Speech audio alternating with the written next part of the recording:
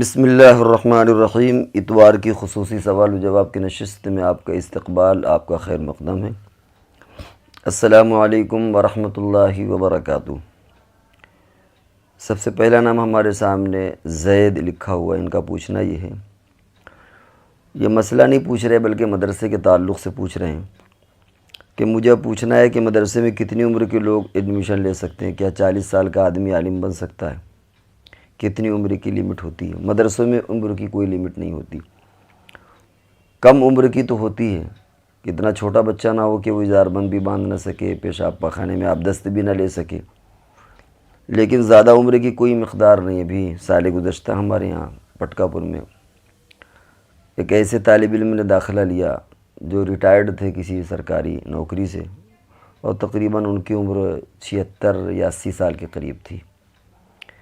تو اسی طرح دارالعلوم کے بارے میں بھی سننے میں آیا ہے کہ ہمارے زمانے میں بھی 60 سال 70 سال کے اسٹوڈنٹ رہے ہیں۔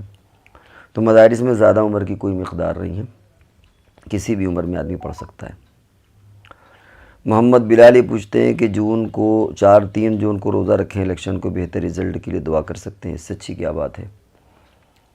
انفرادی طور پر اگر اہتمام کیا جائے دعاؤں کا، روزے کا، اعتکاف کا، تو اور اللہ کی طرف رجوع ہونے کا اس سے بہتر کوئی چیز نہیں ہو سکتی، لیکن اس کو اجتماعی طور پر ماحول اس طرح کا نہ بنایا جائے، اس سے پھر دوسرے پیغامات بھی جاتے ہیں، اور آدمی اس کا مکلف بھی نہیں کہ کسی دوسرے کو مستحب بات کے لیے مکلف بنائے کہ بھائی کوئی ایسی بیداری پیدا کی جائے کہ صاحب سارے لوگ روزے رکھیں یا ایک خاص طرح کا مشن ہو، کیونکہ جو چیزیں استحبابی ہوتی ہیں انفرادی، ان میں اجتماعیت مطلوب نہیں ہے کہ باقاعدہ اس میں یہ اعلان کیا جائے، اس طرح کے ایک تحریک چلے کہ سارے لوگ روزہ رکھیں، اور پھر لیکن انفرادی طور پر جتنا ہو سکے اس سے بہتر اور کیا ہو سکتا ہے؟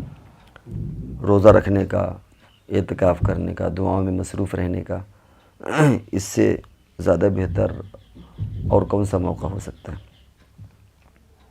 ترنم لدھیانہ، ان کا پوچھنا یہ کہ عصر کی نماز کا ٹائم حنفی مسلک میں 5:17 پر مثال کے طور پر شروع ہوتا ہے، اور شافعی مسلک میں 4:03 میں شروع ہوتا ہے، تو ظہر کی نماز کی ٹائم کس حساب سے کب تک باقی رہتا ہے؟ ظاہر بات ہے کہ جب 5:17 پر مثال کے طور پر ٹائم شروع ہوتا ہے، یہ لدھیانہ جو کہ پنجاب میں، اس لیے ہمارے یہاں تو اور جلدی شروع ہو جاتا ہے، تو جس وقت عصر کے وقت کا شروع ہوگا اس وقت تک ظہر کا وقت رہتا ہے، اور ظہر کی نماز ادا پڑھی جا سکتی ہے۔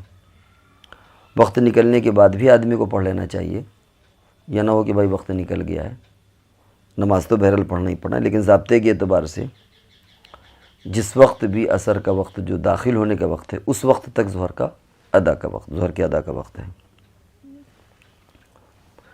ایک اور ہمارے سامنے کچھ افراد ایسے ہیں جو باقاعدہ ماشاءاللہ سوالات کرتے ہیں، لیکن وہ نام کے بجائے اپنی آئیڈینٹیٹی کسی اور انداز میں ظاہر کرتے ہیں، چنانچہ اس میں ہمارے پاس لکھا ہوا ہے ہیومنسٹ، ممکن ہے یہ انسانیت کے لیے کچھ خدمت کرتے ہوں، اس طرح اور بھی نام کبھی کبھی آتے ہیں لوگوں کے۔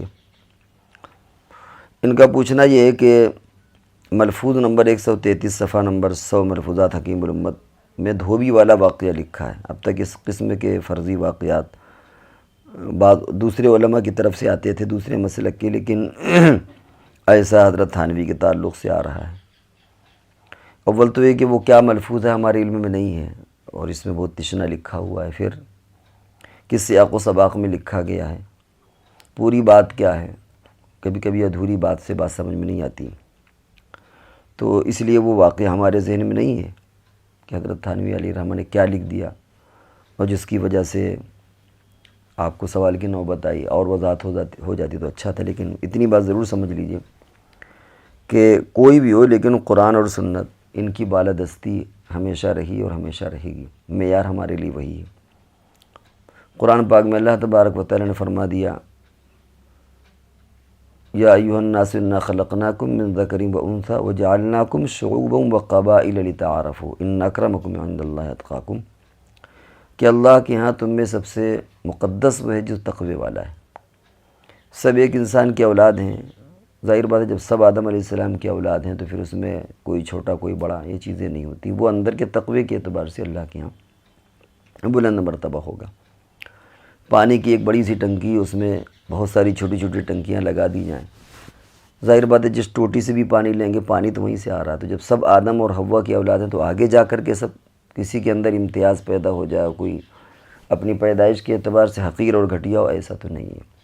عمل کی بنیاد پر آدمی افضل اور ادنا ہو سکتا ہے، اور یہ قرآن پاک میں فرمایا کہ ہم نے من ذکر و انثیٰ، ایک مرد اور ایک عورت سے تمام انسانیت کو پیدا کیا ہے، اور اللہ کے یہاں زیادہ مقرب بندہ وہ ہے جس کے اندر تقوی، یہ معیار ہے۔ باقی کون کیا لکھتا ہے اس کے زیادہ چکر میں نہیں پڑنا چاہیے، پتہ نہیں کس ماحول میں کس اعتبار سے کسی نے کیا لکھا، نقل کرنے والے نے کیا نقل کر دیا، یہ سب چیزیں بہت اہمیت کی حامل ہوتی ہیں۔ ایک اور سوال ہمارے سامنے طلحہ، انہوں نے جاوید احمد غامدی کی ایک ویڈیو بھیجی ہے اور ایک آڈیو میں سوال کیا ہے۔ جو آڈیو ہے وہ کچھ اس طرح ہے۔ السلام علیکم ورحمۃ اللہ وبرکاتہ۔ مفتی صاحب، جیسے کہ اس ویڈیو میں غامدی صاحب جو ہیں مطلب یہ بتانا چاہ رہے ہیں کہ علماء دیوبند جو ہیں ہم اپنے بہت سے معاملات کے لیے غامدی صاحب علماء کی طرف رجوع کرتے ہیں۔ میں نے کئی مرتبہ یہ واقعہ سنایا ہے کہ ایک معاملے میں آج سے برسوں پہلے کی بات ہے، میں اور ڈاکٹر خالد ظہیر صاحب مولانا تقی عثمانی صاحب کی خدمت میں حاضر ہوئے۔ ہم نے ان سے کہا کہ فلاں معاملے میں آپ کے ساتھ بات کرنی ہے۔ انہوں نے کہا ہمارے ہاں لسی بہت اچھی بنتی ہے، وہ آپ کے یہ بات نہیں ہوگی۔ میرا خیال ہے کہ اس میں پوچھنے کا منشا یہ ہے کہ یہ محترم مفتی تقی صاحب کے پاس گئے ہوں گے، مفتی تقی صاحب نے کہا کہ بھائی ہم آپ کو لسی اچھی ملتی ہے، لسی پلائیں۔ ان کے کہنے کا منشا ہے کہ ہم تو علماء کی طرف رجوع ہو رہے ہیں، لیکن علماء ہی ہماری باتوں کو نہیں سنتے، نہ ہمارے جوابات نہ ہمارے سوالات توجہ نہیں دیتے۔ ہم گئے ملاقات کے لیے، علمی مذاکرے کے لیے، اور انہوں نے لسی پر اس کو ٹال دیا۔ یہ ادھوری بات ہے اور ون وے ہے، ون سائیڈڈ سننا ہے۔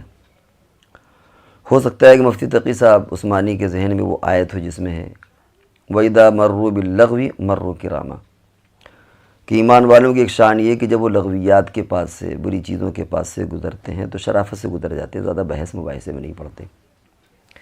ایک اور قرآن کی آیت ہے وَإِذَا خَاطَبَهُمُ الْجَاهِلُونَ قَالُوا سَلَامًا، جب تم کسی ناگوار، ان پڑھ، ضدی، ہٹ دھرم، جاہل، بہت سارے ترجمے کیے جا سکتے ہیں، ان سے مخاطب ہو تو تم سلام کر لو کہ اچھا السلام علیکم بھائی، آپ اپنے راہ ہم اپنے راہ۔ اندازہ یہی ہے کہ مفتی صاحب نے اسی وجہ سے اگر اعراض کیا ہوگا تو اس کا منشا یہ ہوگا کہ بھائی آپ لسی پی لیجئے، آپ علمی مذاکرے میں اور ممکن ہے تجربہ کیا ہو کہ آپ سمجھنے کو تیار نہیں ہے یا یہ موقع اس کا نہیں ہے، تو چلیے لسی پی لیجئے کم سے کم، اگر یہ واقعہ صحیح ہے۔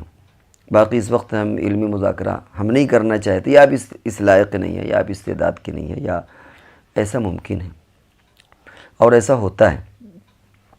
ابھی حال ہی میں مفتی تقی صاحب کے حوالے سے ایک صاحب نے، ذاکر نائک اور مفتی تقی صاحب کے حوالے سے ایک واٹس ایپ میں ایک میسیج چل رہا ہے جس میں کہ ملیشیا میں ملاقات ہوئی تو مفتی تقی صاحب نے باقاعدہ ذاکر نائک صاحب سے کہا کہ بھائی آپ تقابل ادیان میں آپ کا مطالعہ اچھا ہے، آپ اس میں کام کریے، لیکن اگر آپ شرعی مسائل میں آپ کچھ بولیں گے تو الجھیں گے اور آپ کی علماء مخالفت کریں گے، کیونکہ یہ آپ کا میدان نہیں ہے۔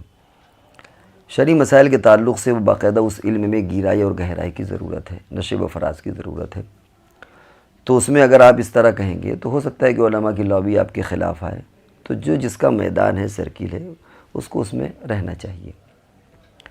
ایک عالم آدمی اگر میڈیکل میں کودنے لگے تو ظاہر بات ہے کہ لوگ ہنسیں گے، مسکرائیں گے۔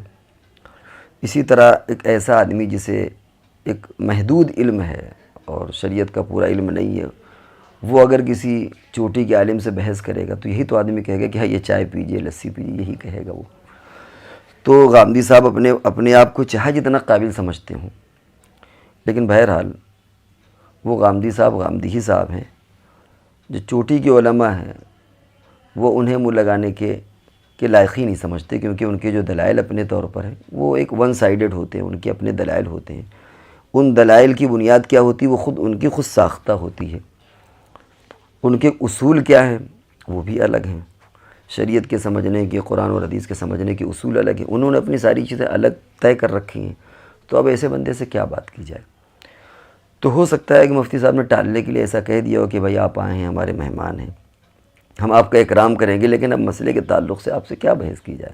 آپ ایک مسئلہ لیں گے اور ہم ایک اصول لیں گے، آپ ایک نیا اصول بیان کریں گے، وہ اصول جو جمہور کا اصول ہے، جو تمام لوگوں نے بیان کیا، اس سے متصادم ہوگا، ٹکراؤ ہوگا، تو بلا وجہ ایک بدمزگی پیدا ہوگی، اس کی وجہ سے انہوں نے ٹال دیا ہوگا۔ تو اس میں کون سی ایسی بات ہے؟ الحمدللہ آج بھی علماء تیار ہوتے ہیں سنجیدہ بحث کے لیے، اور سنجیدہ گفتگو کے لیے علماء تیار ہے۔ ایسا نہیں کہ کبھی علماء نے بھاگنے کا راستہ اختیار کیا ہو کہ صاحب یہ اتنے بڑے قابل آ گئے کہ ہم جواب نہیں دے پائیں گے، ایسا نہیں ہے۔ علماء تسلیم بھی کرتے ہیں، رجوع بھی کر لیتے ہیں، ساری باتیں ہوتی ہیں الحمدللہ۔ تو اگر یہ واقعہ سچا ہے، کیونکہ وہ صرف 20 منٹ کی کلپ ہے، ہو سکتا ہے آگے پیچھے کچھ اور ہو، تو اس کا پس منظر یہی ہوگا کہ مفتی صاحب نے اس موقع پر مناسب نہیں سمجھا ہوگا کہ ایک ایسے عالم سے، ایک ایسے فرد سے جسے شریعت کا بہت گہرا علم نہیں ہے، اس سے شرعی پوائنٹ پر بحث کی جائے، اور ایسے جیسے ہم کسی ڈاکٹر سے بحث کرنے پہنچے اور وہ ہمیں کہے کہ آئیے حضرت کولڈ ڈرنک یا چائے پی لیجئے کہ آپ میڈیکل میں آپ کیا بات کرنے آئے، تو ہمارا اکرام بھی کرے گا لیکن وہ اس موضوع پر بات کرنے کے لیے تیار نہیں ہوگا۔ تو یہ کوئی ایسی خاص بات نہیں ہے کہ شاہب غامدی صاحب نے تو چت کر دیا اور ان کے اعتراضات کے کسی کے پاس جواب نہیں ہے، ایسا نہیں ہے، بلکہ زیادہ تر غامدی صاحب کے جو اشکالات ہیں وہ اس لائق ہی نہیں کہ ان پر توجہ دی جائے، کیونکہ ان کے اصول ہی الگ ہیں، ان کی پوری دنیا ہی الگ ہے۔ تو اس میں کون اپنے دماغ کو کھپائے اور بلا وجہ ان کو منہ لگائے یا ان کی باتوں کے جواب دینے کی کوشش کرے۔ اور الحمدللہ کسی نہ کسی درجے میں سرکوبی بھی ہو رہی ہے، علماء متوجہ بھی کر رہے ہیں۔ تو اس تعلق سے جو بات میرا خیال ہے کہ کافی وافی بات آ چکی ہے۔ تو یہ رہے ناظرین کرام آج کے سوالات کے جواب۔ اب انشاءاللہ اگلی نشست تک کے لیے آپ سے رخصت ہوتے ہیں، جب تک کے لیے ہمیں اجازت دیجیے۔ والسلام علیکم ورحمۃ اللہ وبرکاتہ۔